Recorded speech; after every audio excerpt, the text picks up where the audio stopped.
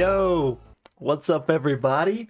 Welcome back to the Pixelists podcast. As always, I'm Will, and with me here is my beautiful, handsome co-host, Blake. How are you doing, man?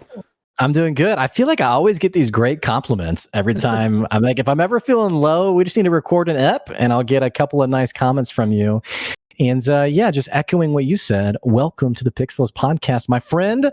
We've had a little vacation, and it feels like we're getting back into the rhythm. So it's good to see my good co-host again. Dude, it's good to see you too. And I won't go too far off base here, but I just got to say, I am fresh off of watching the finale of Loki, and I can't wait to talk to you about it. I know you haven't watched it yet. Oh, yeah, we were going to watch it earlier today. And so, we have a kid. And so we're like, let's just watch it with her. And I was like, she's been really fussy lately because we've been traveling a lot.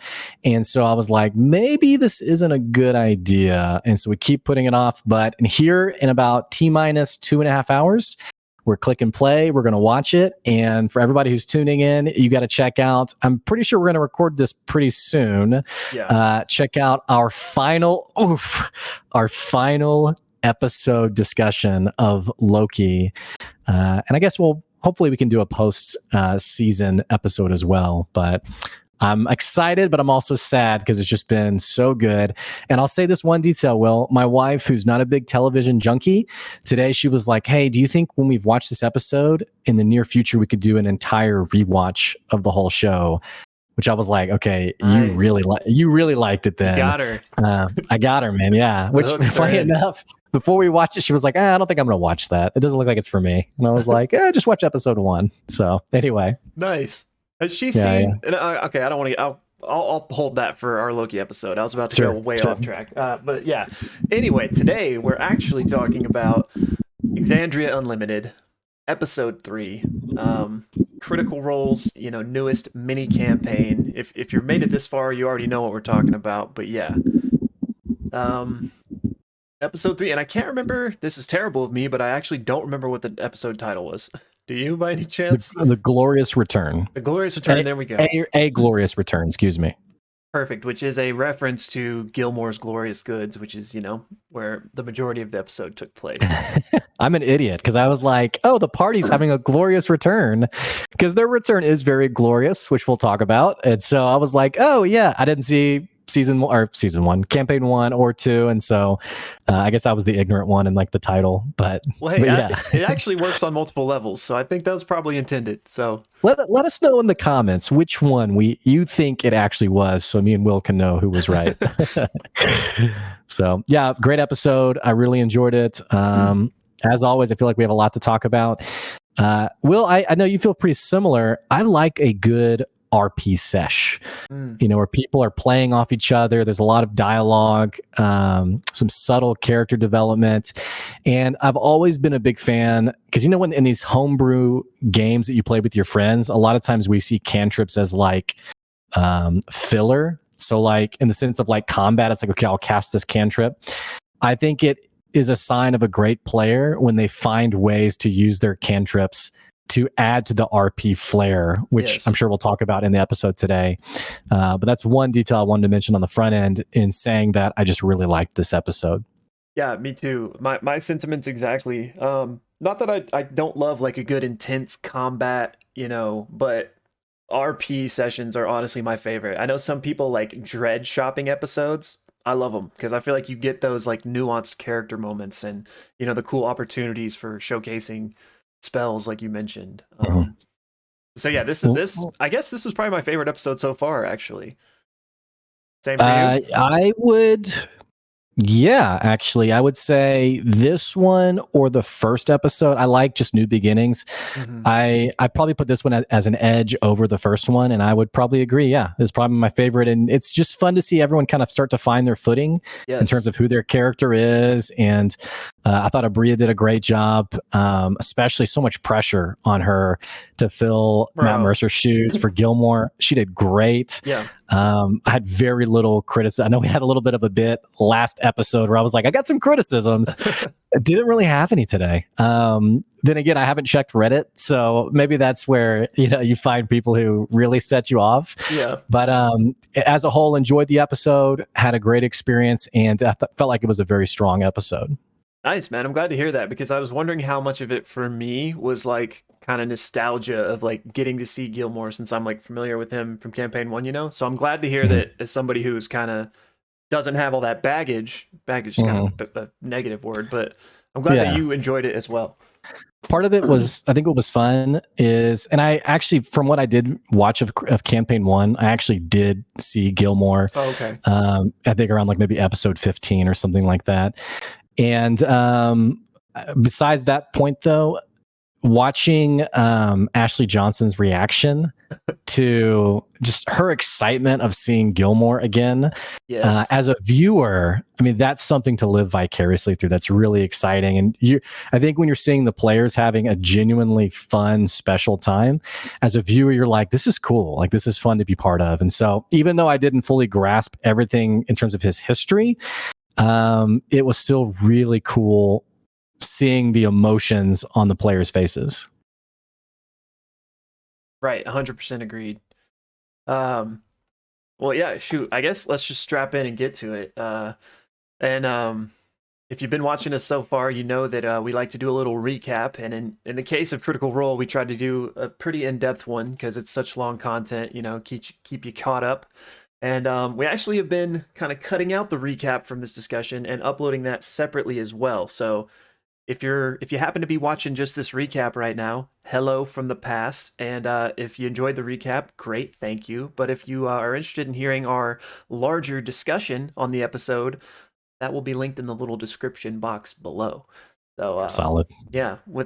Without further ado, I guess let's just jump into it and let's do it. All right, I'll start us off here. So the episode basically started. We had everyone still at the Fire Ashari, and Locathar has just asked them, to go back to Amon, talk to Gilmore, see if they can figure out what's going on with this rune. But alas, everyone still basically has the targets on their backs from Posca and the Nameless Ones. So like, how are we going to get back to Amon and do this? So, they spend some time basically strategizing on what they're going to do. Come up with some different plans. There's some poor rolls on the side of Dariax to try to give them a streets level knowledge idea, but they ultimately decide, okay, you know what? Let's just kind of do our hair in a little bit of different way, try to disguise ourselves a little bit, and we'll have Dariax perform a distraction at the gates, and the rest of us will sneak in while he's doing that. Dariax is all for that. He's game. And the only other little tidbit I wanted to mention in this section was, like I said, the characters with long hair, which is basically Opal, Dorian, and Fern, all do their hair up in a different way. And then Aurum, who's got like a buzz cut, real short hair, can't really change his. So Fern cuts off her hair, and Opal uses her hair glue to try to give him an updo. But yeah. The aspect I really loved from this is Aurum mentions that he uses the one spell that he knows. Oh gosh, what is it called? Druid shape. Thank you, Druid shape, to kind of make it look nicer, and that's innocuous enough, but it's kind of an Easter egg for something from campaign 1 that I don't want to like get into spoiler territory on. But for those of you that know, I loved that little shout out, little flavor moment, and perhaps we'll talk about it later in the episode if we want to, but I won't dive into the weeds on it here. Yeah, there is one tiny detail, and there was the conversation between Robbie and Abria where he was clarifying, just to make sure we didn't do anything here, right? We didn't actually resolve anything. And Abria's like, yeah, that's about right. And he's like nothing. We didn't, solve anything. And then Matt Mercer goes, yeah, hero stuff, which I thought was a great final line before they moved on to the next section. That is great. Yeah, which I'll jump into and describe the next part if that's okay. Well, so like Will mentioned, they decided they're going to go back to Iman to visit Gilmore. And as they arrive at this, it's a different gate that they're arriving to compared to the one that they left in. And Dariax decides he asks Fern for any ribbons that she may have that can help facilitate his plan. And Abria has Ashley Johnson's role, has a great role, and has this great line of how Fern is just somehow pulling out all of these ribbons. Like, it never seems to end. Yeah. So there's plenty of ribbons. And Dariax takes these ribbons and he transforms himself into this beautiful, exuberantly clad half-elf woman. And he reveals this is an ex of his, and he is now going by the name Tharla Star, who's this performer and he's just great. It's just so funny.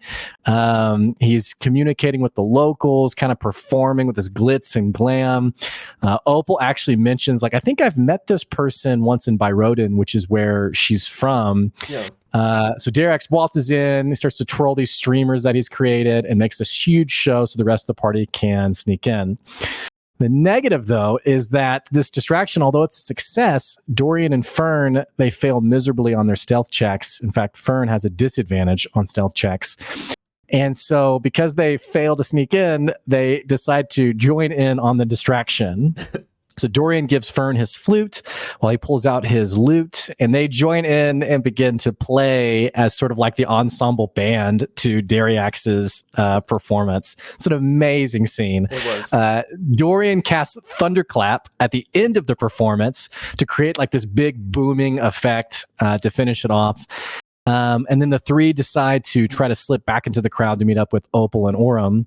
However, someone grabs Dariax's arm as they try to leave, and it's this tall, black-skinned tiefling named Edward, who wants to know if Tharla, wants to come work as a performer. I don't remember the name of the club, but it's in the erudite quarter of Iman. Fern steps in and is clarifies that she's not his agent, but is like, well, how much are you going to pay for this? What's this going to look like? I don't want my friend to be taken advantage of. And they say it starts at 5 gold a performance, but they're willing to negotiate. Whereas Dariax basically says, hey, can you stop touching me so much? Like, you're very handsy. Like, if you could just relax on grabbing me so much. But other than that, he really has no concept of like how the negotiation is going. Anyway, beyond this, before the party has this performance has ended, Opal and Aurum, they actually decide they want to help with the distraction. And Opal, and I actually skipped this, Opal decides to pretend that she's lost her daughter. And so she's like, help, my daughter's missing. And so the crowdspeople start like yelling this. And then it's like, oh crap. Like, this is creating like a very big effect. And so immediately she turns and says, Nancy. And Aurum says, like, in this totally expressionless, like, are you kidding me? Because he's a halfling and has, his little druid shape hair. And he says, mother, yes, here I am. You found me. And so he pretends to be the missing girl. And Opal rolls deception at a disadvantage to try to play this off and gets double natural 20s. And everyone falls for it. So the funny thing about this scene, they were trying to be as subtle as possible getting into town, and it created this massive, bombastic set of distractions that they even say like, hey, this was like the opposite of what we wanted to happen.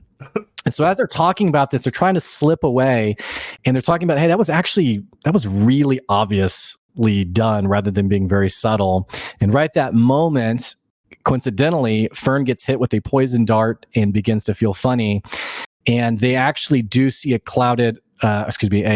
cloaked figure in the distance who they can tell is looking at someone else, and they realize that they are being followed. So they duck off into an alleyway to try to get away. They hear footsteps behind them. Dariax basically disguises himself again as an old homeless beggar dwarf. And the people who are pursuing them ask what he's seen. And he says, oh, yeah, I saw the party. They bumped right into me. They're so, obnoxious. And he basically points them in a totally different direction, says they're going over the roof on the other side of a different building. And so they decide to wrap around to try to cut them off, which is not even the direction they're going. So basically they lose their people following them. And basically once they are sure they're not being followed, then they finally head to Gilmore's. And esteemed co-host, why don't you take it from there? All right, yeah, and bro, Matt Mercer was just the MVP of that whole section. It was amazing. You had a lot of fun for sure. All right, but so yeah, so they narrowly avoid, getting captured, getting caught or whatever. And once the coast is clear, they make their way inside to Gilmore's. And I think for all of them, this is the first time they've ever been inside of it, and it is a glorious, pun intended, I guess. Uh, Amazing mystical shop, 3 stories high, has lots of amazing magical items, clothes, just lots of curiosities, and Opal just can't even contain herself. She immediately loses all track of what they're even there for, and she just starts diving into the clothes, being like, "Oh my gosh, you have this in pink? Like, I need to Mm-hmm. get this." And a young gnomish clerk of the store, and I don't remember if I'm pronouncing this right, but Inanna, or Inanna, walks up to her and is like, "Hey, how can I help you?" And Opal's like, "Can you find me this in pink?" And then Dariax, kind of reminds her why they're there, and is like, "Hey, actually, we're here to speak to Sean Right. Gilmore." And Inanna lets them know that he is a very busy man, very famous man. He's not here right now. And they're like, oh, "Okay." Uh, and Dariax then makes a high persuasion roll and is like, "This is important." And she's like, "Okay, well, I'll go get the manager and we'll see what, she can do for you." So the party is then brought to Sherry, who is a half elven woman, who also tells them that, hey, Gilmore's not available. She kind of pegs them as, kind of like touristy would be Mm-hmm. adventurers that are just looking to, meet somebody famous, as it were. Mm-hmm. But then they kind of tell her what's going on, let her know that they're coming from the Fire Ashari. There's this weird rune that popped up, and, Lorcathar asked Gilmore's help on this matter. And so at that point, Sherry realizes, okay, this is more than just, some nobodies. And she grabs a book of runic symbols and starts flipping through it, asking, hey, all right, tell me about this rune. And I think they still have a photo, or not a photo, but a drawing Drawing. that Yeah. they show her. And so she takes that, looks through the book for a while, and is not able to find anything. And she realizes that she's kind of out of her depth here. And she lets them know, like, okay, you know what, if you're wasting his time, you're gonna have to deal with me, and he's much nicer than me, so like just kind of warns them. And then she's like, all right, follow me. And they go to the back, and she does this really cool little flavor moment, where she writes on a parchment and then like puts it into a candle, and it immolates, uh, with the implication being that she was sending a message to Gilmore. um, a few minutes or a few seconds later, they kind of feel this like mystical pulse of energy from upstairs, and shortly thereafter, Gilmore appears and kind of leans over the railing and is, his charismatic self, and like, Mm-hmm. "Oh, what do we have going on here?" And you rang, and Sherry says, they can take it from there, and the party makes their way up and officially meets Gilmore, which, again, just such an amazing moment. I'll hold all my thoughts on it for now, though. So just like me, the party is basically starstruck over seeing him in the flesh, and most of all of them are at least familiar with him, have at least heard of the name. With some of them being, like Orm, for example, intimately familiar with him and the legends of his time in this past era of Taldore, knowing that he was a friend of Vox Machina, and even went with them on some of their adventures. And Orm actually even reveals here, and this was a big thing, especially for people that have followed campaign 1 and 2, that Gilmore is actually a secret member of the Taldori Council, which that was a pretty cool thing. And I know Ashley was freaking out when they said that. But so anyway, the party quickly make their introductions, and they kind of catch Gilmore up on everything that's going on with them. Posca, the Nameless Ones, the Circlet, the Rune in the Ash Hole, and even mention their like kind of missing memories from this past week with the crater and everything. And also in this time, we learned that Gilmore is married to a man named Darius. And anyway, so after they get caught up and introduced and everything, Gilmore casts Lesser Restoration on Fern, to remove her poison effect. Uh, and Dariax then takes out the circlet to show him and kind of get his opinion on it. And so Gilmore, being the wise man that he is, uses Mage Hand to grab it from him and doesn't actually touch it himself, because they let him know that, hey, yeah, Dariax touched it and his eyes are black. And I loved this because Dariax finally finds out, like somebody finally Right. tells him that his eyes are black, and he's like, "What? My eyes are black?" Yeah. He's like, yeah. Wait, what? Yeah, it was amazing, and I love Matt's Yeah. like dedication to like not metagaming that he knew. Um, Right. but so Dariax, finding this out, takes a look in the mirror, and he sees his eyes are jet black, but then he also sees in the reflection of all of his friends and himself like spiders skittering across everyone's face, like out of their ear Hmm. and into their mouth, or like into Gilmore's beard.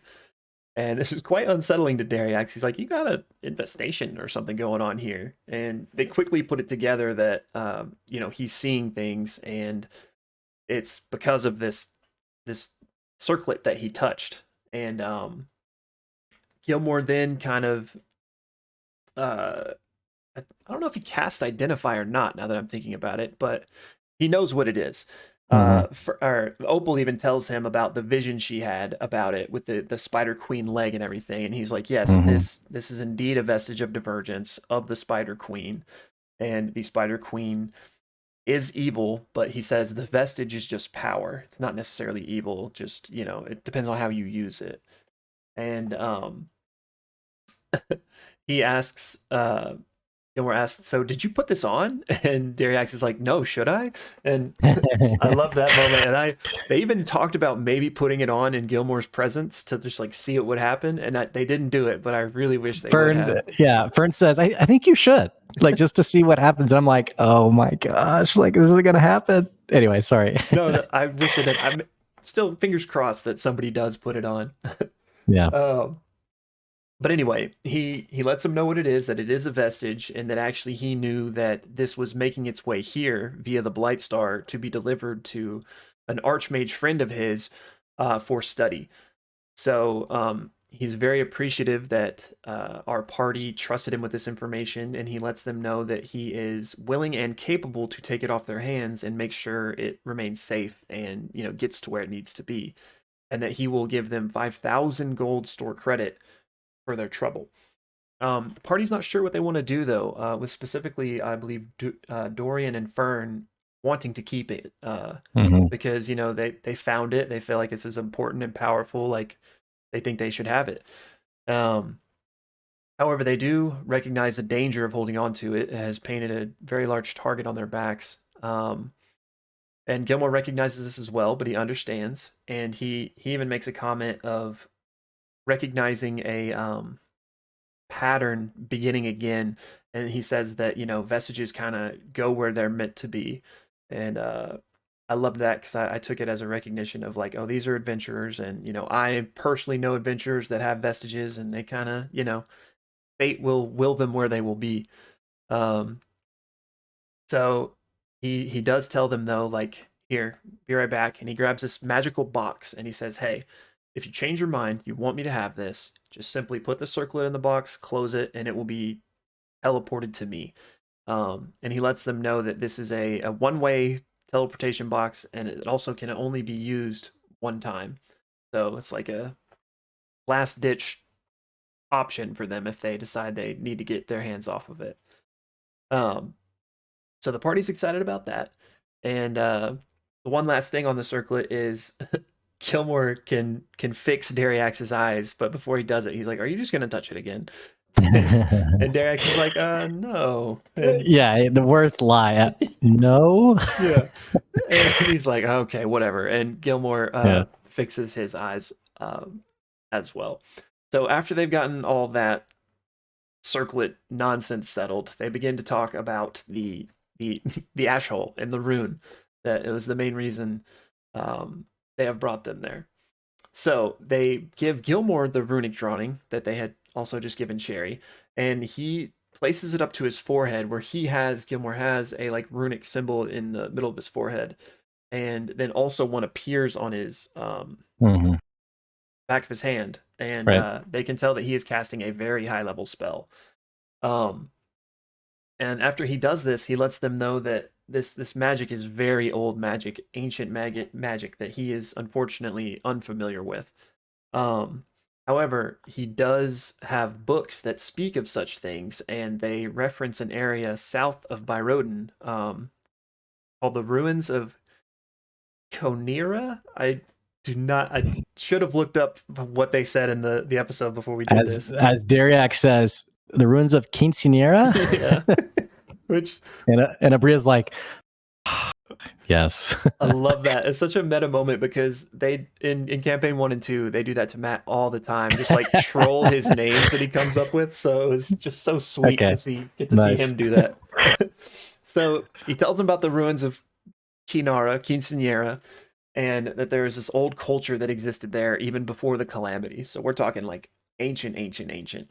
And he wants to send them there because maybe they can find some information about this, shed some light on this. And Opal actually makes a history check on, I'm just going to call it the Quinceanera to save face here, the Quinceanera. Sure. And she too remembers that, oh yeah, this is old, old. And that her dad once tried to go there. And he came back naked and afraid. And everyone was like, what? And Yeah. she's like, I don't know. That's just what happened. Yeah. Fern's like, why was he so scared? And why did they take his clothes? Or like, what happened to his clothes? Who knows? We certainly didn't get an answer. And so Gilmore says, okay, so yeah, do this, and don't worry, I'll pay you for this because, it is a service to all of Tal'Dorei to figure out what's going on here. And he's like, I personally know that, fledgling adventurers need support in the early years, so I'm happy to do this for you. And Opal at that point tries to convince him to come with them, like, hey, Oh you my should come. gosh. Yeah. She's been flirting with him the whole time. And but she fails the persuasion check, and he's like, that type of adventuring is for you young folk. I'm in a different stage of life. And then funnily we find out that Fern is 112 years old. So Mhm. I actually don't know if that's old for like a fauna or whatever she is, but everyone's like, what? And anyway, so he's like, I'm not gonna come with you, but do this for me, pay you, yada yada yada. And Dorian's like, hey, can you help us get out of town though? Because we still got a lot of this heat on our backs, and you know, don't really know how we're gonna get to this place. And he's like, yeah, we'll get you a cart. Um, boom, boom, bada boom. But he's like, but hey, first, you're in my shop. Are you gonna spend some freaking money? And they're like, yes, we shall do it. And but Dariax says, hey, but can we get the friends discount? And he actually rolls a 22 on his persuasion. So Gilmore's reluctantly like, okay, yeah, I can't resist a pretty face. You guys can have the friends discount. And Mhm. that basically ends the big discussion they have with Gilmore, and it leads us into the shopping spree section of the episode, which I'm running out of air in my lungs, my friend. If you would like to take over. Sure. Yeah. So, yeah, everyone, the next set of several minutes are basically each character buying the things that they want. And random detail, I'm assuming they were looking at like a shopping list they were given in terms of what was in stock, Yeah, I because think so. they were reading things off that they had seen. One thing right off the bat before they go like down out of Gilmore's office area is Fern does see this beautiful tea set in the room and says that she's a collector of things like this, and even says, hey, I was going to just steal it, but I thought I'd ask if I could have it. And Gilmore says, okay, you can have it if you promise to have tea with me sometime. And she says, yes, I will. So he gives that to her and then says, okay, nothing else you can have. So get out and go buy stuff. So a lot happens from this point forward. So I'll kind of talk about each character. Dorian gathers a bunch of different things, and he goes to the checkout counter, which I'm pretty sure, I couldn't tell if Sherry was helping him check out, and then Inanna was helping Orem, who we'll talk about in a second. Yeah. So I think it's Sherry, or it's this other really easily annoyed clerk in the Yeah. store. But Dorian basically drops off these, I think it's 5 potions of healing, a bag of caltrops, some ball bearings, smoke grenades, a pan flute, and an immovable rod on the counter, and says, hey, how much is all this going to be? Which the players have, when they looted the Blight Star, they actually got, I think it was 500 platinum, which ended up being 5,000 gold. Right. And they split that up in even ways. And so I mention this because all of them are going to be putting stuff on the counter, so to speak, and hoping that it's basically less than 1,000 gold. So it gets tallied up, and it's 2,200 gold. And he says, "Well, and for friends?" And he's told, "Well, the friends discount, which is basically 20%, was already applied." Well, he's like, "Yeah, but for friends," and just keeps pushing this till finally he starts yelling, like literally, like annoyingly yelling for Gilmore, being like, Karen. "Gilmore!" Yeah, super Karen. And Sherry's like really frustrated by this. Like, come on, really?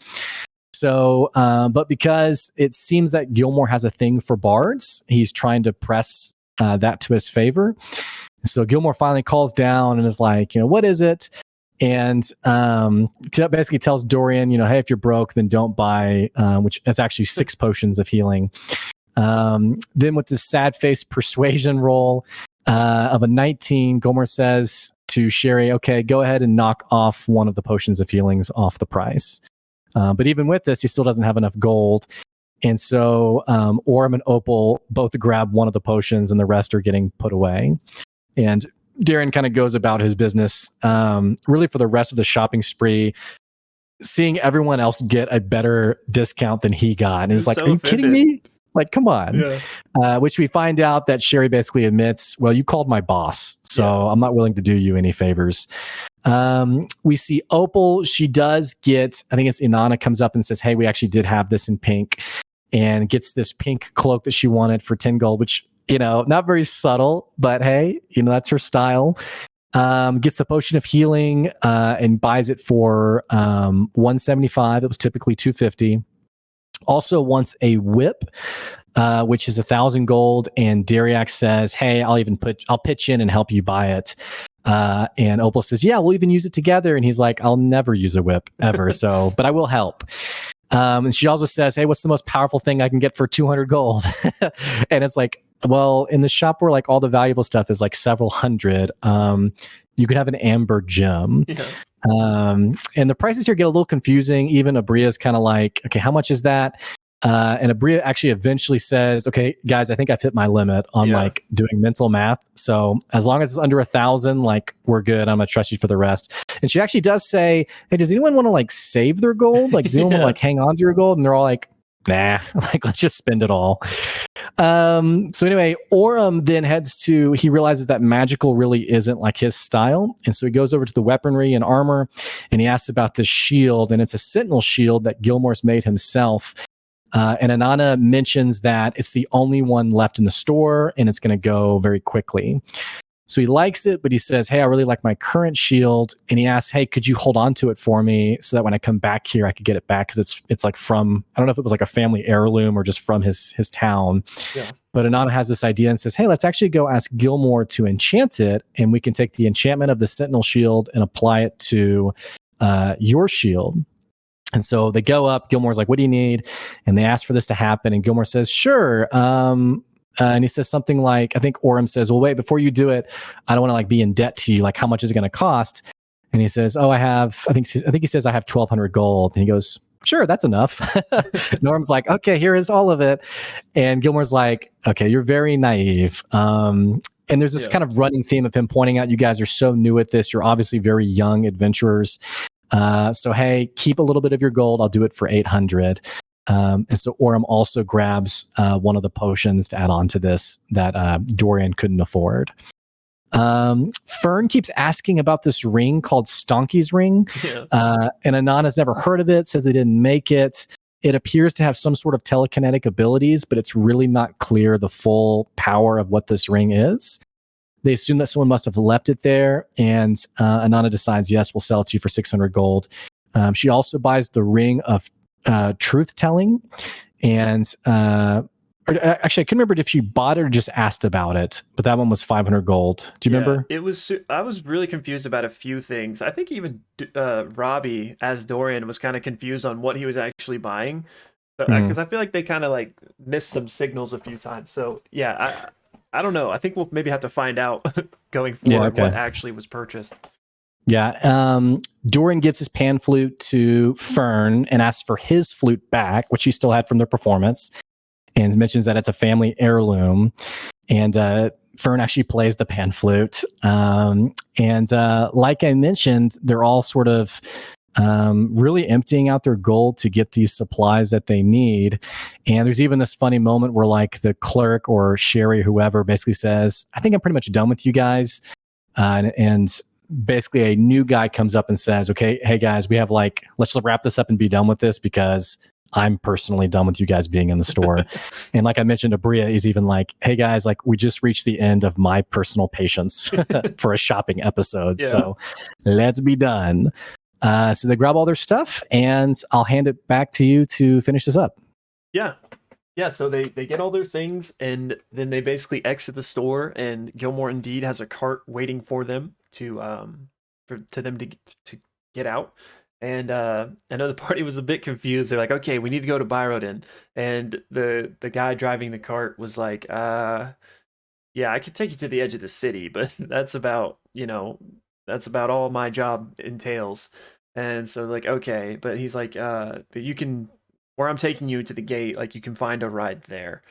So they're like, okay, cool. And the driver kind of picks up on the fact that they are trying to lay low. So he's like, am I gonna die? And they're like, oh no, you're gonna be fine. Don't worry about it.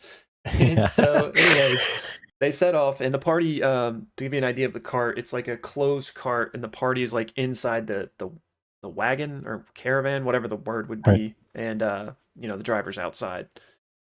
Anyway, so riding through the city pretty uneventfully for about 30 minutes when the cart suddenly comes to a stop. They hear some arguing outside, and then it goes quiet. About a couple minutes later, they just feel, somebody get back into the cart, and they start moving again. Um, Thinking this is a bit weird, Orem eventually sticks his head out of the wagon to see if he can see what's going on, and he notices the driver is now wearing some red leathers, and he recognizes it to be Posca. Um, and then, like, as he's doing this, basically an arrow comes flying at him, and he just in the nick of time whips out of the way as a bolt like sticks into the side of the wagon, right where he was, and he realizes that there are some nameless ones also flanking the cart. So he ducks back inside, lets everybody know what's going on, and the party basically debates, okay, like what do we do? They consider just stabbing her in the butt because there's apparently like a window from where they are so they can see the driver. And as they're talking about that, Posca's like, I can hear you, right? Like, this isn't a soundproof wagon. Mhm. I can hear everything you're saying. And so they're like, oh crap, what do we do? And so they basically just start a conversation with her. And Posca's like, where are my things? You stole from me. Residuum, circlet, I want it back. And they basically let her know that, hey, sorry, we don't have any more. We sold it to Gilmore just a minute ago. So, you know, sorry, it's off our hands. And this makes her very angry, and she lets them know, well, you know what? Gilmore may be this legendary figure, but everyone sleeps, and I will get my items back, essentially threatening him. And the party's like, well, ooh, we don't want to get Gilmore in trouble. So, like, what do we do? And ultimately, Fern kind of just makes the rogue move and says, I cast Charm Person. And she tries to charm Posca, and it is successful. I don't remember the exact rolls, but I think it was like it was a 14 to save from it, and Posca rolled a 13, so it was like super close, something like that. And so anyway, Posca is charmed. Fern now has control of her, and she's like, "Hey, we're on an important mission. You and your nameless ones need to step aside and let us go, or else you're gonna die." And it's like kind of like a dramatic pause for a second, and then Posca gets off the cart. Um, Fern hops out with her and is like, "Hey, thank you." And notices when she does that they are like surrounded. There's like 20 or 30 people that were there, like potentially, presumably waiting to ambush them. And it was people of all different ages, genders, races, and stations in life. Like there were even some guards there. There were some little kids. So it's like the influence of the nameless ones goes far Mhm. and wide. So they get off the cart, and Orem's like, hey, try to get some of this heat off Gilmore while you've got control of her. And so Fern's like, hey, you know what? Trying to press that. And Posca's like, well, if he has my items, I'm going to get them back. And so the loophole to that is like, Fern is like, yeah, if he has them, then cool, because they know that Gilmore doesn't actually have them. So Fern jumps back on the cart, and they make their way out unhaltered, unabate. What's the word? Undisturbed. We'll just go with that. They make their way out, no longer in the Nameless One's no longer a problem. And as they're going away, Dariax basically takes the crown, which I guess he touches it again. Touches the crown, leans out the window, and is like, "Hey, Posca, gotcha." And basically letting her know that, hey, Gilmore doesn't have it. We have it, and we just pulled one over on you. And Posca, I think, screams in that moment, but presumably she was still charmed, but maybe it was just like a flavor moment. But apparently she's furious, and they head out of town, and Orem, still wanting to, warn Gilmore, decides to write a quick note explaining everything that just happened. He throws it in that magical box that Gilmore gave them, closes it, so the note is teleported to Gilmore. Now the box is, a dud, won't do anything anymore. And quickly thereafter, Orem receives a magical message from Gilmore saying, like, "Hey, thank you." And that's basically where the episode ends. And there's no post-credit scene this time. Mhm. That was it. That was that's a lot to cover, man. Yeah. And in such a long episode. Great job, by the way. You too. And if you're still with us, thanks for tuning into that part. Yeah. That was a lot to cover. It was. Let's get into some flavor discussion on some of the highlights, some of the fun stuff. So much happened in this episode. And it's tough, like, for the recap, because like you're talking through different parts and I'm like, oh, I love that part. And I maybe wonder about this. Couple of things, like maybe working in reverse order, like Sure. Posca screaming. I think Charm Person only works on the person who charmed them. So like Fern, for example, was the one who charmed Posca. And so Posca doesn't necessarily have like allegiance or even any kind of positive thinking towards Dariax. Right. So that's how that makes sense to me. But yeah, him grabbing the crown again. I was like, that didn't take long. Two, I had so many questions of two things. One, Gilmore was very clear. This is a one-way item, and you can only use it one time. And it seemed like Abria was giving them kind of like an out if the crown got into a really bad situation to be able to get rid of it, since they decided not to sell it to him. And the fact that they've already now used up that opportunity, I'm kind of like, okay, what happens now? And the other thing with that is, what if Charm Person hadn't worked? Right? Yeah. So I know, I wonder that too, especially once we got the visual that they were surrounded. Like, if they had fought, they were going to lose. I'm pretty sure. So I'd love to see like a what if where that would have gone. And perhaps we've mentioned this before, like if there is some sort of EXU campaign wrap up, hopefully that's something that gets asked, because I was wondering the same thing. But as far as Orem using the box, and also on the same token, Dariax leaning out the window and like showing the crown.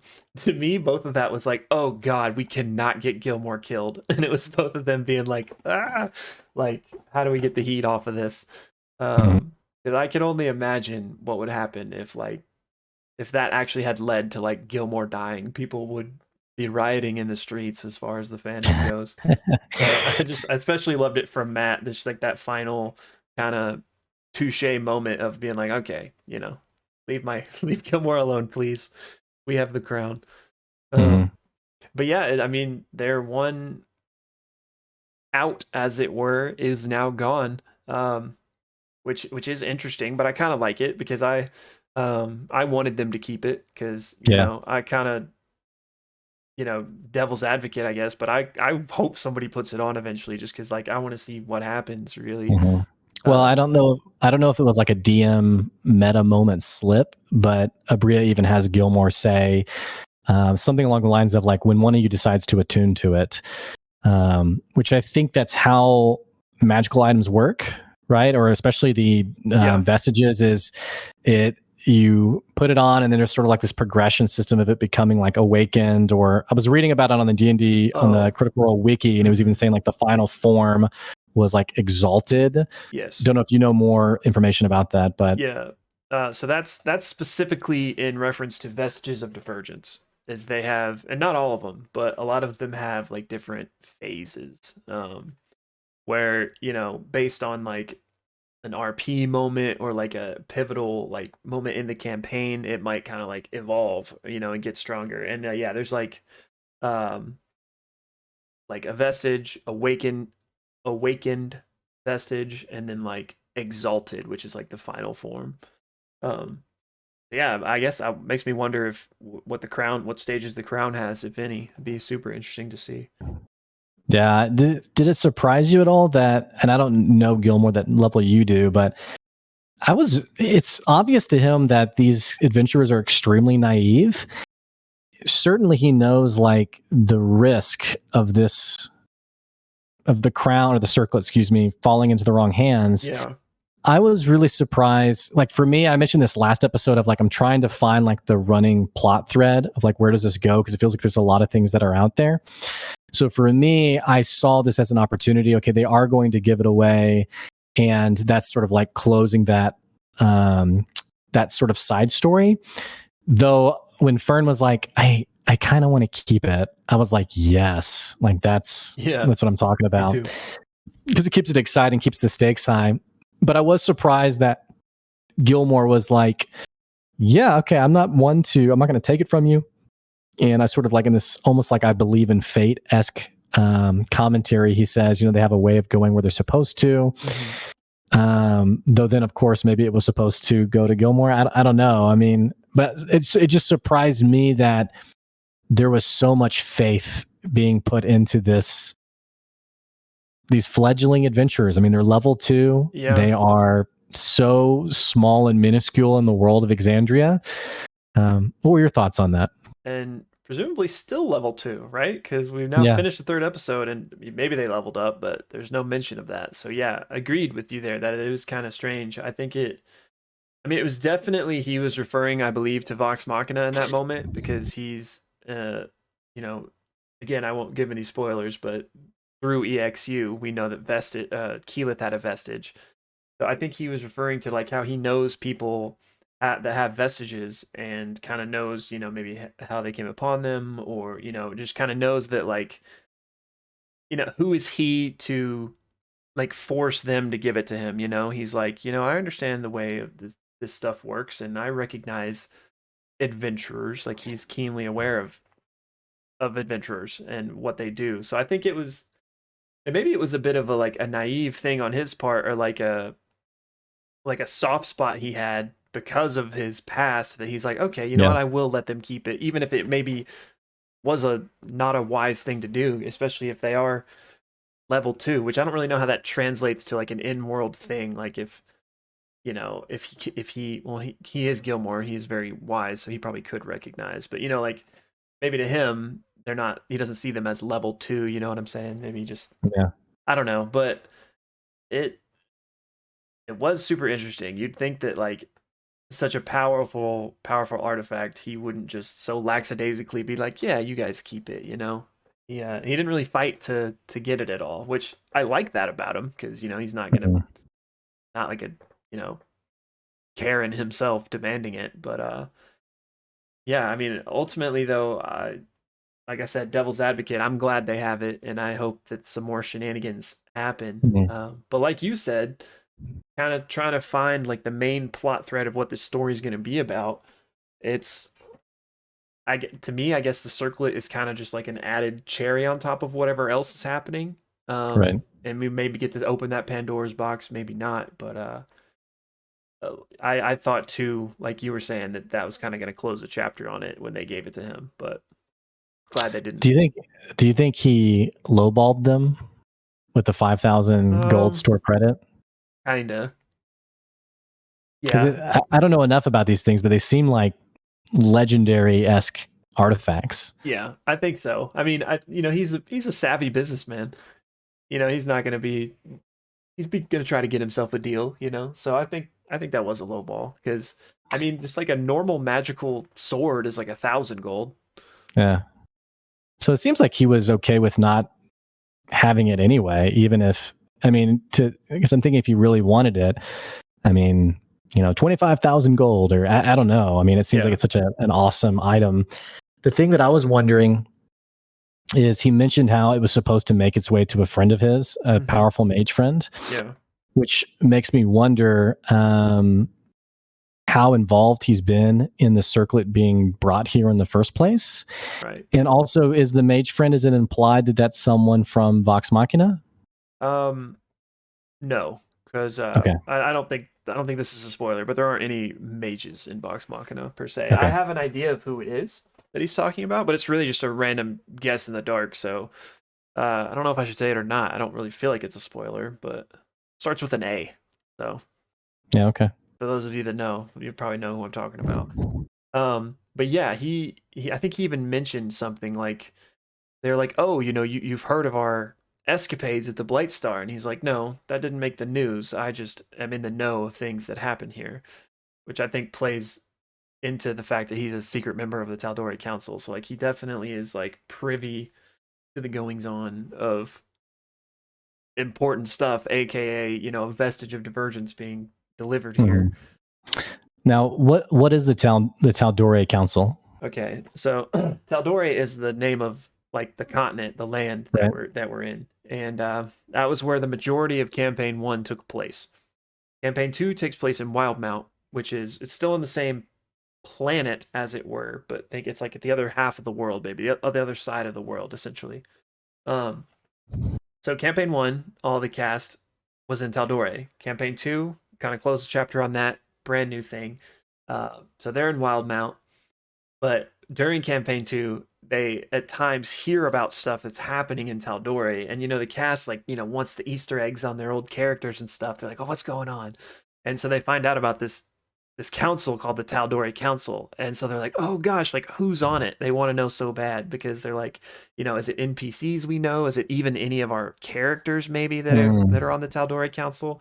And so it kind of came this big meme where like they always like anytime that came up, they're like, yeah, so try to be like nonchalant about it. So yeah, who's on the council? And Matt like just would never tell them, and he's like, every time you ask me, one of them dies.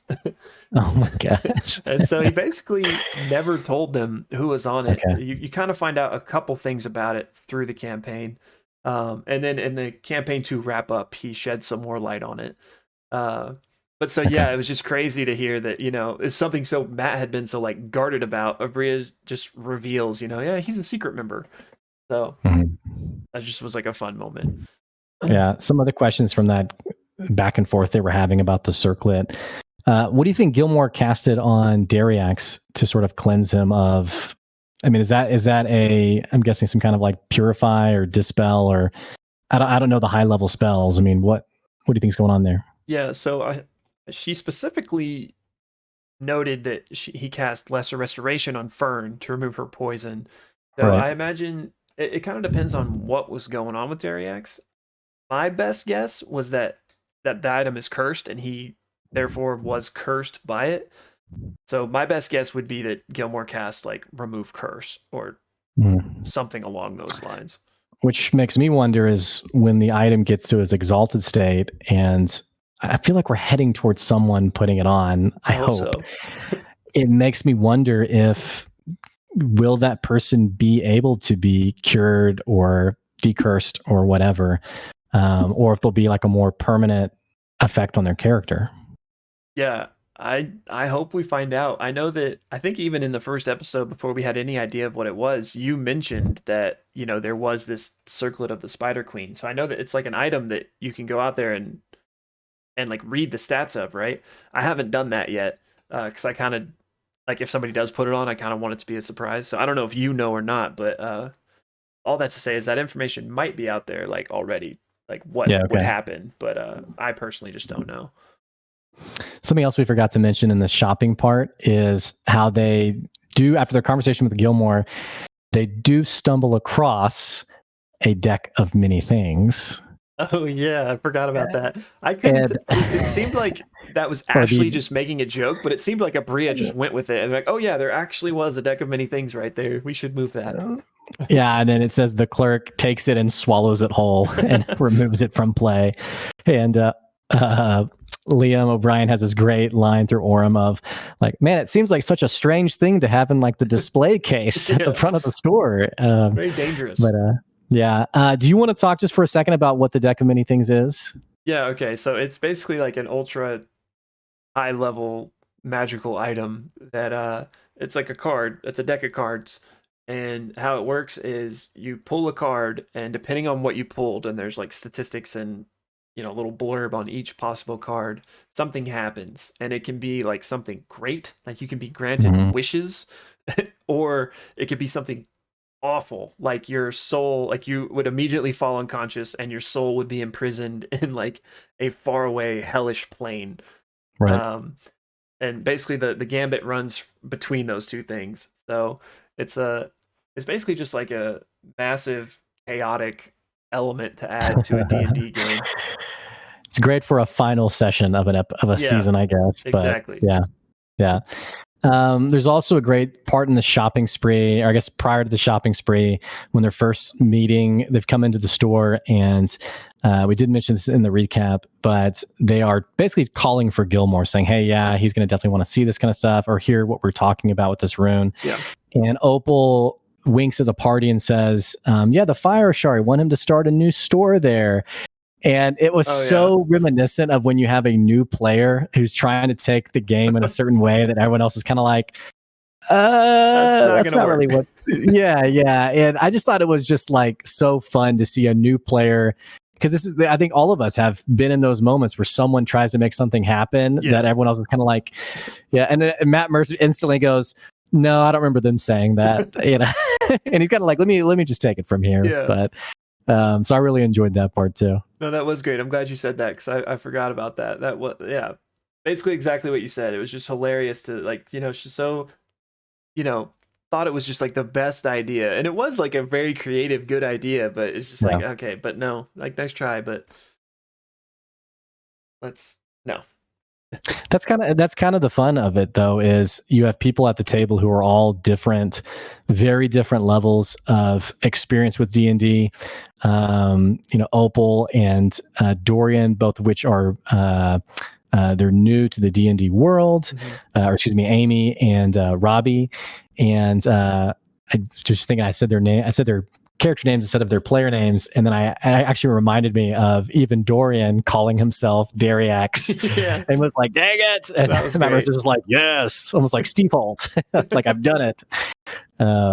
So, which by the way, for Dorian, did you notice how when he introduces himself to Gilmore, he says, "My name's Buh," and you get the very start of a letter, and instantly catches himself, and Fern does an insight check. Yes. He's like, "Whoa, wait, what was that?" Rolls very poorly, which there were a lot of really awful rolls, some natural ones. Yes, so many. So many. There was even a great moment where Dariax is like, I know the inner goings of the city and like the best way around. And Bria says, "Well, do a roll." And he says, 0, because it was like a natural 1 -1. Yeah. And she was like, "Yeah, you think you have a pretty firm grip." But you could just know he is like totally way off base. But yeah, so a lot of low rolls, including this moment where Fern rolls low, and Abria basically says, all you really noticed was that slip up, but that's about it. Which is a callback to the last episode where Robbie introduces himself as, "I'm Dorian, and that's my stage name." Yeah. Which seems to imply that it actually it is a fake name or a stage name, and his real character is, I guess, someone else.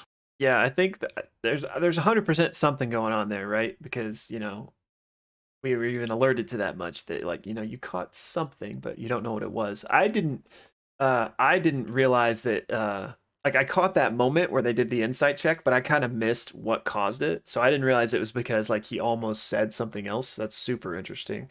And yeah, I think that plus like the thing you just mentioned about the stage name, I feel like we were kind of debating, was he just saying that like that's my character that I'm playing? But now Right. I'm leaning toward no, like he kind of that was kind of a slip up too, and he's letting us know that his character is not who he says it is, which I think I like it. It makes sense, and like I think we've mentioned before too. There's kind of been nods to him being, rich or of high status. So potentially, he had to change his name to not have a target on his back or something like that. I don't know. I love what Robbie's been doing, and like you just said, Robbie and Amy are both new, but I think I've said this every episode so far, but they're both doing such a great job. They're Mhm. both taking like big swings seemingly with their characters, and I love it. Um, Yeah, they're very eager to be involved in all of the conversation, all of the decision making, and the temptation. I think because it's, I would assume it's a pretty intense spot to be in, having campaign one and campaign two having gone on as long as they have, to now be a new character who's not present for a single episode but is there in a series, right.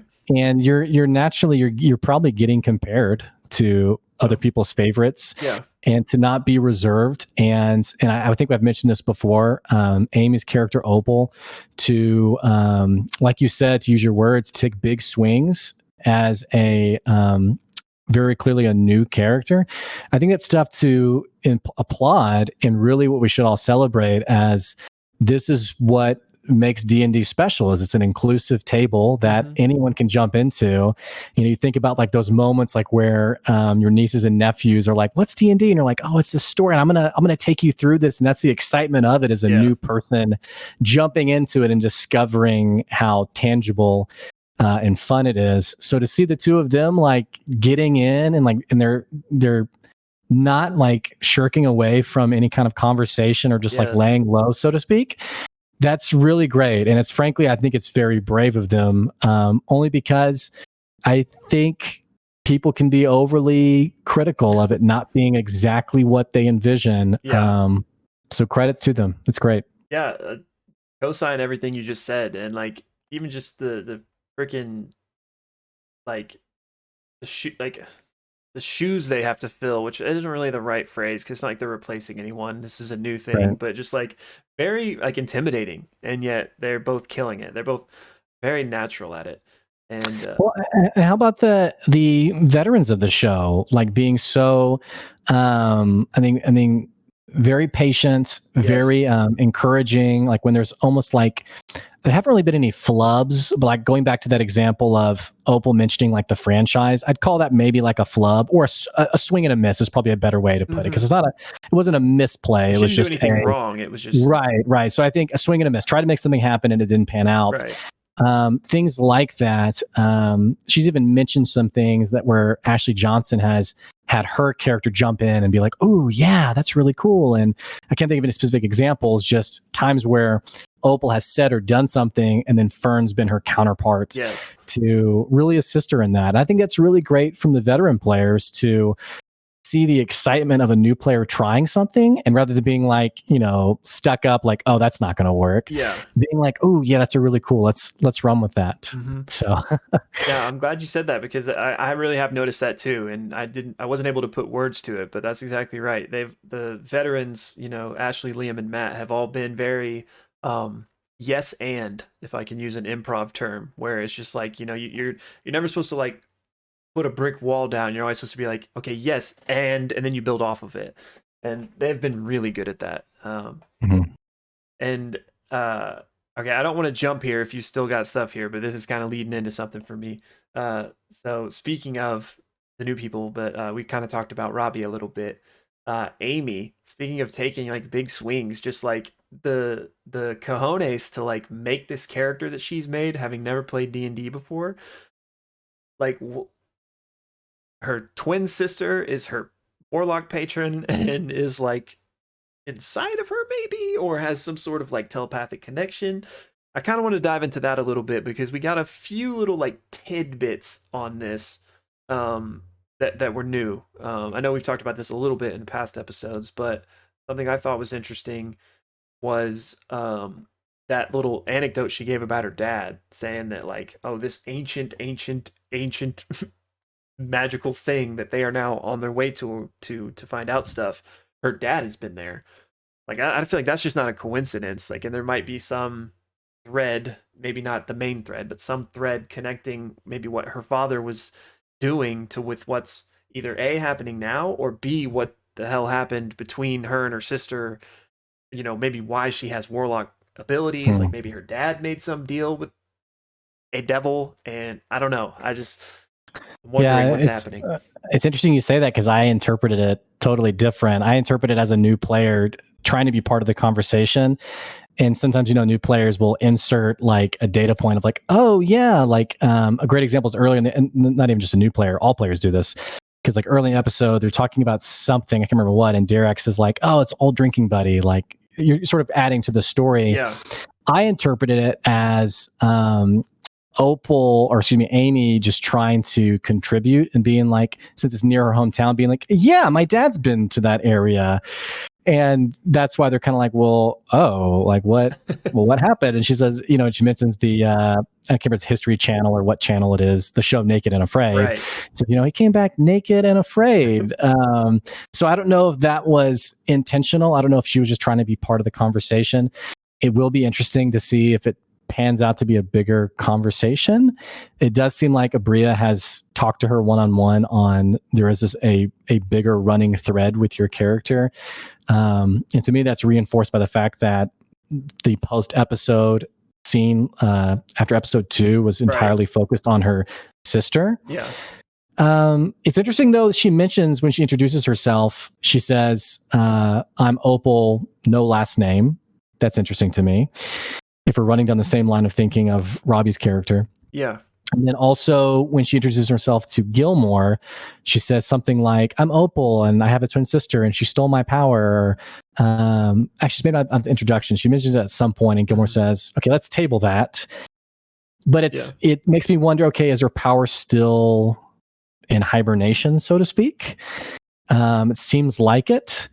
And it's also interesting that no one else in the party is like, actually, they are kind of like this. They're like, wait, what? Like, what's going on there? So yeah. Yeah, I know that. So 2 episodes ago, they all mentioned when Opal was just talking to Ted outside of the ash hole. They were like, "We'll table that. We're going to talk about that." And they didn't do it this episode, but there really wasn't. I mean, I guess there could have been a moment if they wanted there to be, but I'm hoping that they do revisit that still because that's a massive question mark for me, and I want to see that, you know, dived into.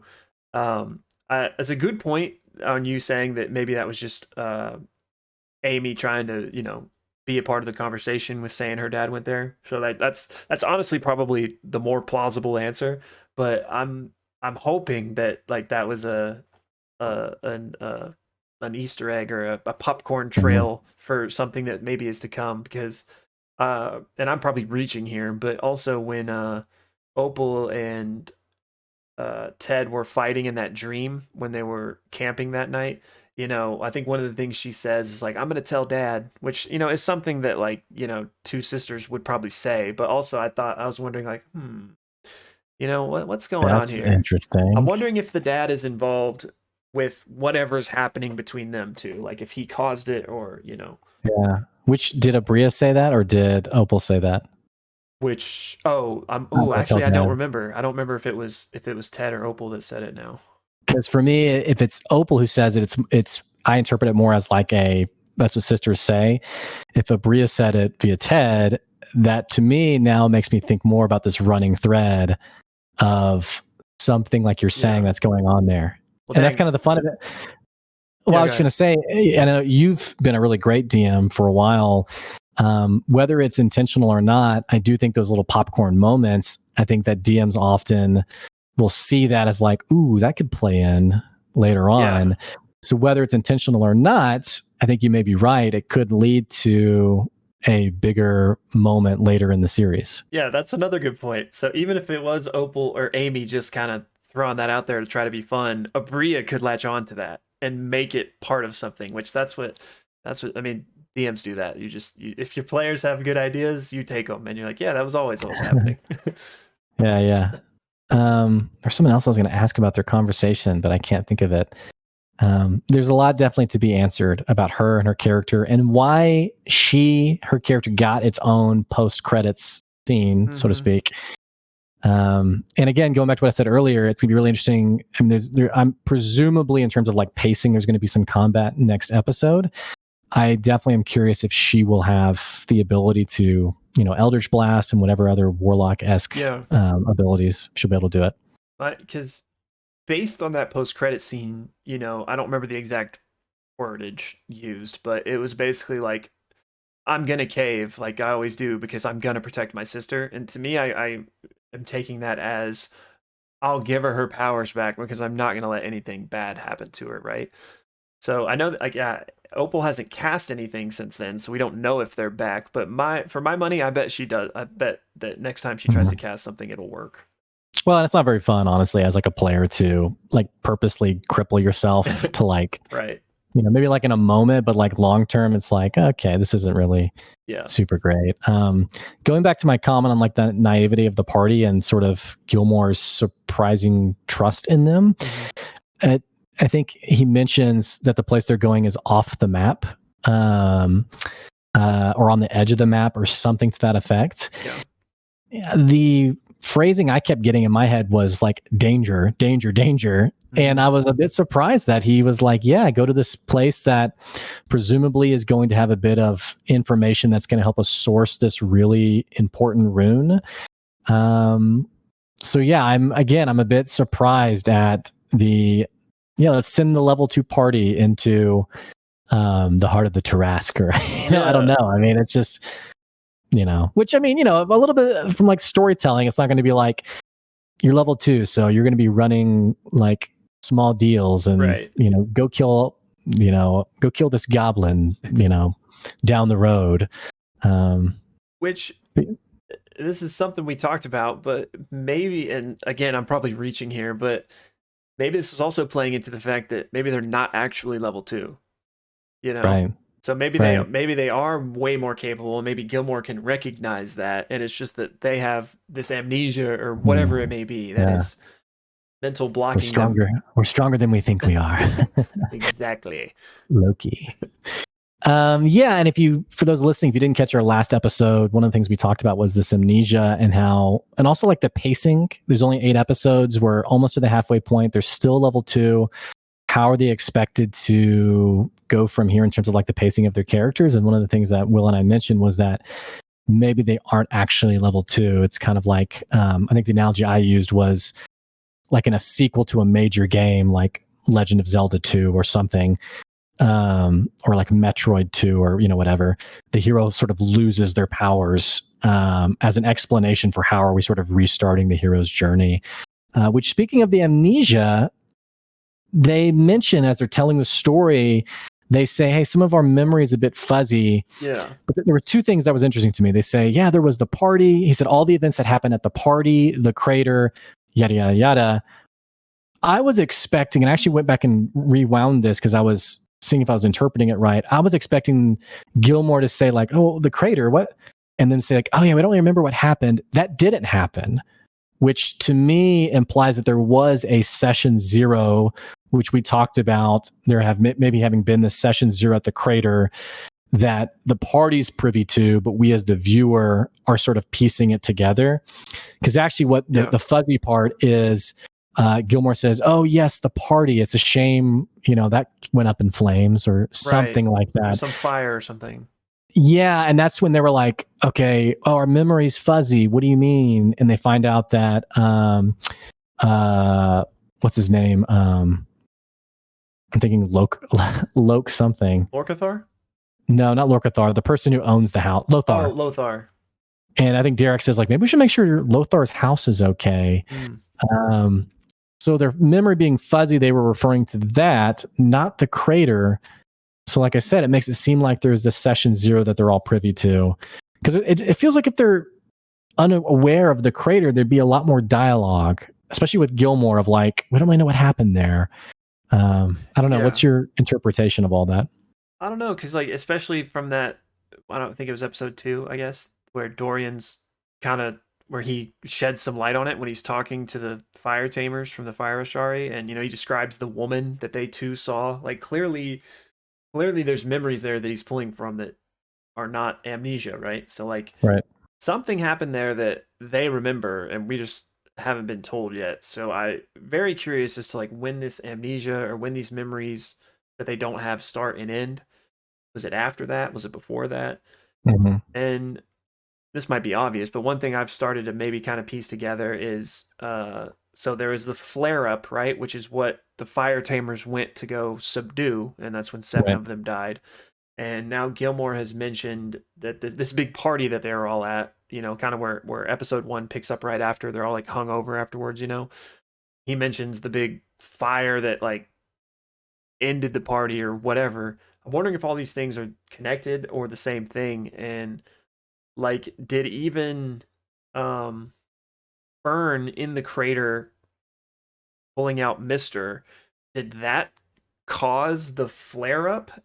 Did that cause the fire that ruined that Hmm. party night? Like, were all these things happening at the same time? Interesting. Yeah. I don't know. I mean, they have to know. They have to know that that's the mystery they're painting, right? Sure, like I've hopefully we're not just like reaching for stuff that's not there, but I feel like that's kind of the central mystery of the whole show thus far.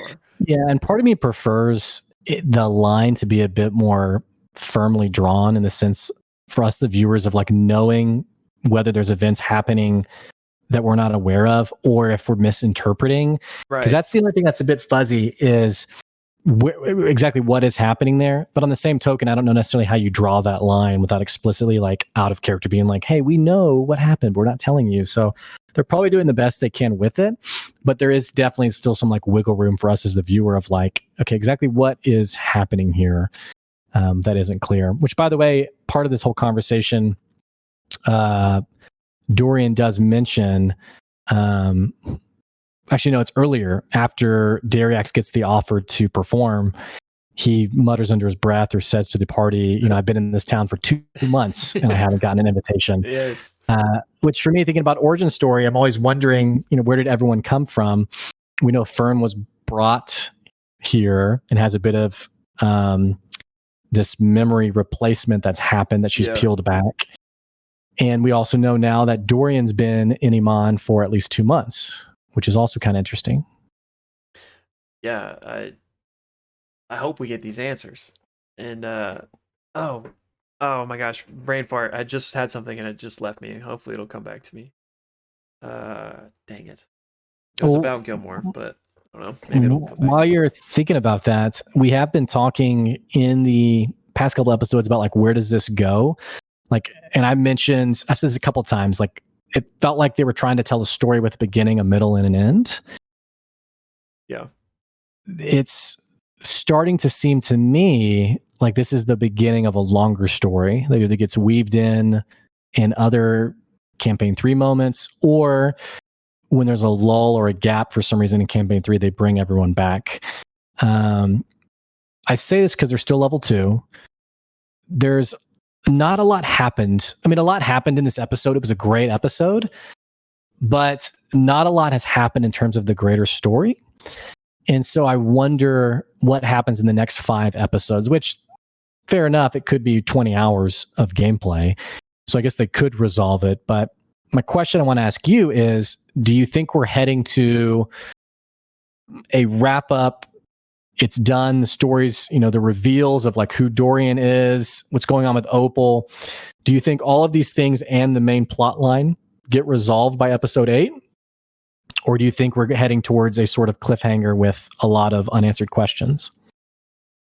I think that there will be a conclusion, for lack of a better word, but I think there could be ripple effects that affect stuff, in campaign 3, or if they want to come revisit with like a one shot or something. But I think the main story will be like resolved. I don't know if we'll necessarily get all the answers about like Dorian's past and Opal's sister patron. I think at the very least they will have some light shed on them. Now, if they'll be completely neatly wrapped up, I don't know. But I do think that, like, for my money thus far, it seems like the campaign is probably going to be about the ash hole, right? And whatever the heck is happening to Taldore because of that. And, currently they're on a mission to decipher the rune, and, that might lead to whatever the big bad is or whatever, right? So I think, they're a level 2 party, depending on seemingly whatever could cause that is a massively powerful thing, right? If it's making enormous mountains with scary sigils on it. So maybe their role in this is just to figure out what's happening, and maybe there's a more appropriately leveled bad guy that is maybe hoarding the information that they need, or something that kind of brings it down to their scale, and then Yeah. perhaps they're ultimately successful and they find the information, and they bring that to Gilmore, they bring that to whoever, and then like it's up to the powers that be to maybe really deal with the world threat level that may be happening, and it's not really up to them. And then maybe that's something that's addressed in campaign 3, but just not with our people. I don't know. I feel like it will be resolved, and not that that means that they can't ever bring these characters back if they wanted to, but I don't think it'll be like, all right, cliffhanger, at some point we'll pick this back up. I'm not leaning Yeah, that way.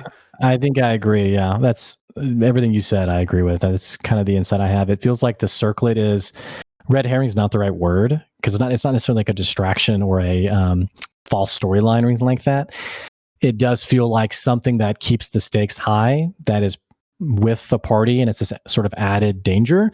But that ultimately, this story with the fire Ashari and this rune and the Ono plateau, which I don't even know if that's going to get totally resolved. That seems to be sort of like this foreboding something is coming, and I think maybe Lorthramar, even, is that right? Lorthramar? Or Lorcathar, Lorcathar. I think. Sorry, I think I said a WoW character right there.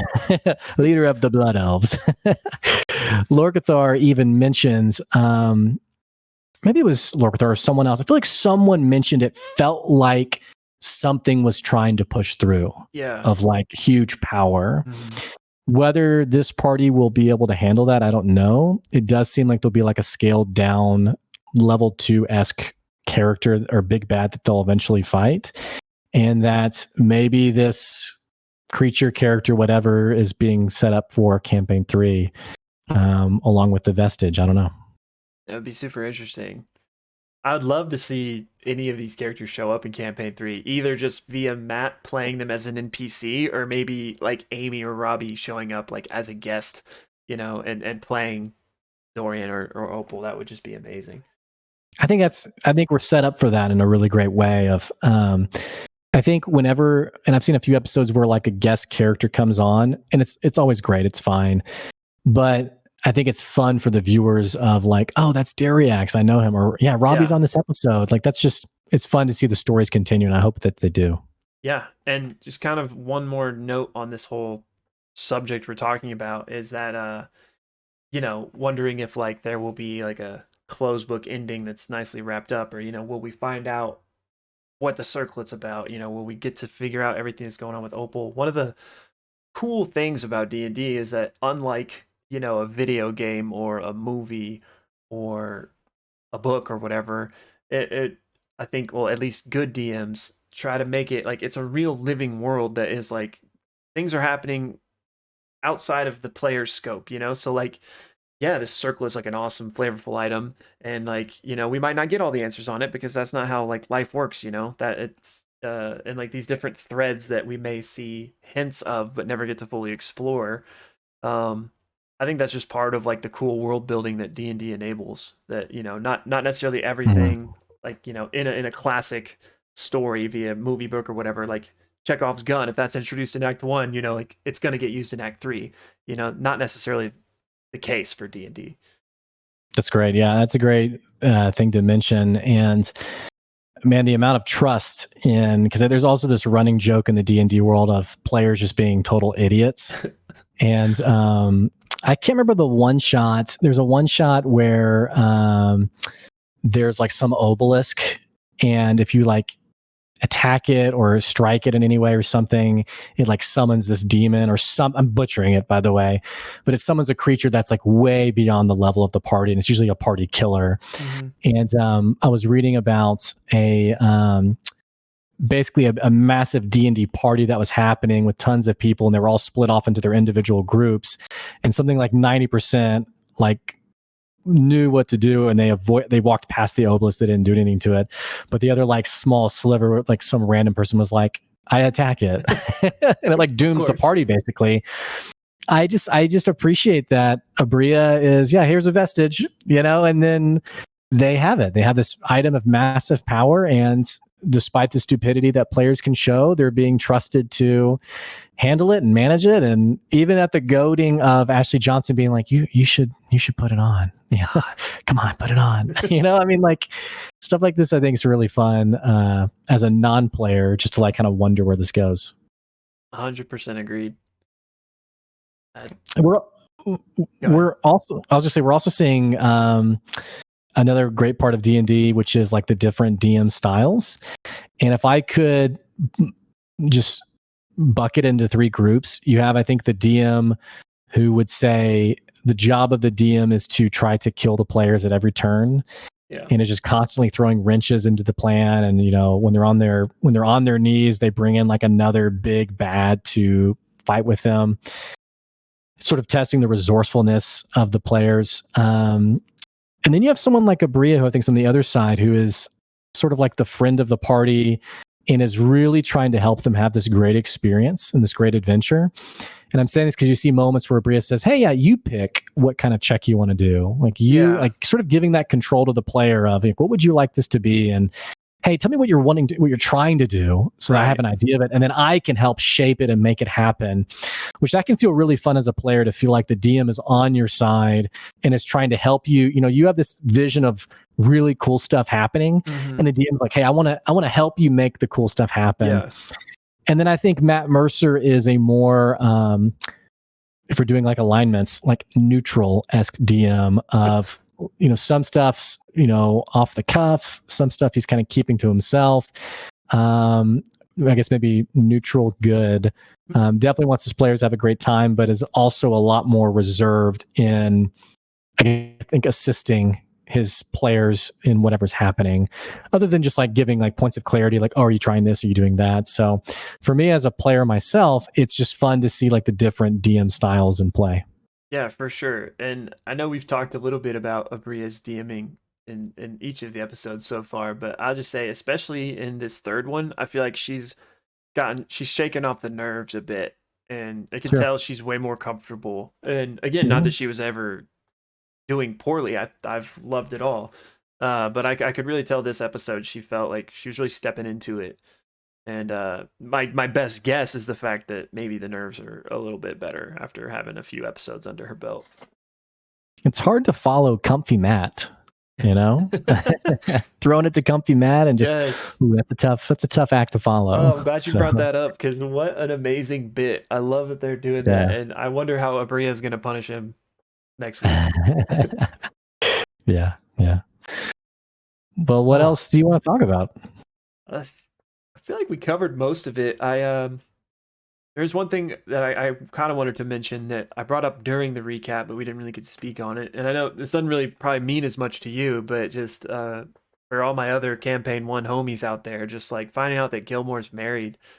I really want to know who. So he dropped the name Darius, which and it's possible that I just have a bad memory and I've forgotten, but I'm pretty sure that's no one we're familiar with. Like, that's a new entity. And I just have so many questions. I know he said he was currently in Marquette, which is like another area of Exandria.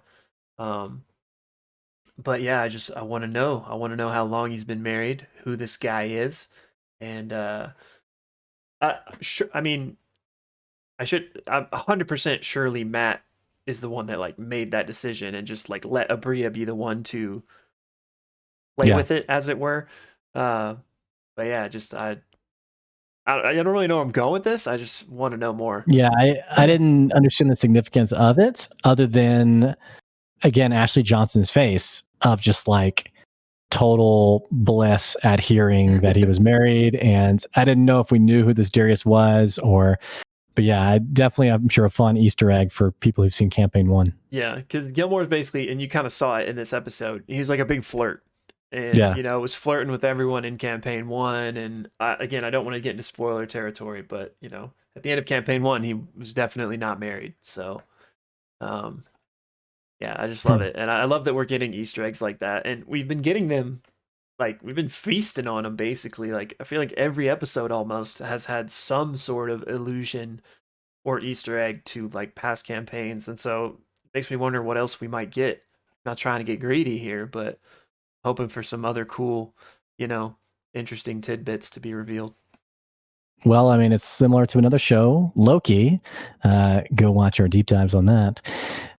You could just tell it's the people who are crafting this experience really appreciate their audience and want to create something that shows them how much they love the experience themselves. And so, even though a lot of the Easter eggs go over my head for Critical Role, to me, it just communicates, hey, this is a finely crafted world, and they are intentionally progressing it to show the fans, hey, we know you're watching and we appreciate it. That is a really good point. Not to wax too poetic on this, but like Abria could have easily gone complete 180 direction, you know, and not wanted to be like, this is my show. Like, I'm going to do my own thing. I'm not going to touch any of that past stuff. Because, I mean, thinking about it, I just assumed, well, why wouldn't she do it? But now I'm thinking, like, she could have easily just, like, been the complete opposite about it. So it's cool that she's, like, embraced it in that way and, you know, is feeding us. Yeah. Well, the benefit of recording this late, it's currently Wednesday night. Oh my gosh, I got to go watch Loki. Yep. It's Wednesday night. We got one of my favorite things. Is it Thursday yet? Ooh. We're T minus 20, and I have to do math in my head, 27 hours from the next episode of Exandria Unlimited. This last one was great. I think I might even catch this one live. Ooh. So I'm looking forward to it. Yes, sir. Me too. Cool. And I mean, I guess that does it for this one. Yeah, we just hit the 90-minute mark. For our viewers, thanks for staying with us this whole time. Hey, this isn't just a conversation between myself and my co-host. We want to know what you're picking up on. What are you loving? What are you seeing? What are you appreciating? Are there Easter eggs that we're missing? Please. Or do you have questions or comments on like, hey, where do we think this is going? We believe this is a collaborative process. So put your thoughts in the comments below. Let us know.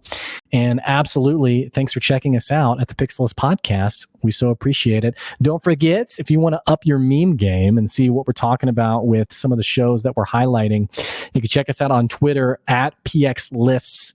That's at PXLists. It's like Pixelists, but with a couple letters out. And thanks for tuning in. Yep. And I always hate to do this after you give the great outro, but we got to do the thumbnail. Yeah, which you're holding something. What are we thinking here? All right. Well, I had this idea just come to me just now, and I was looking for a hat, but I don't have a hat.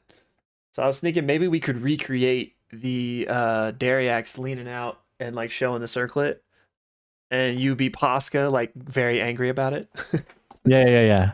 I wish I had something better because this doesn't speak circlet at all, but I don't really. People who like didn't make it, like they watched 30 minutes and they turned us off. They see the thumbnail and they're like, okay, that makes no sense. Like, what does that have anything? But like everyone else who's here, you're here with us and you get it. Yeah. So, all right, cool.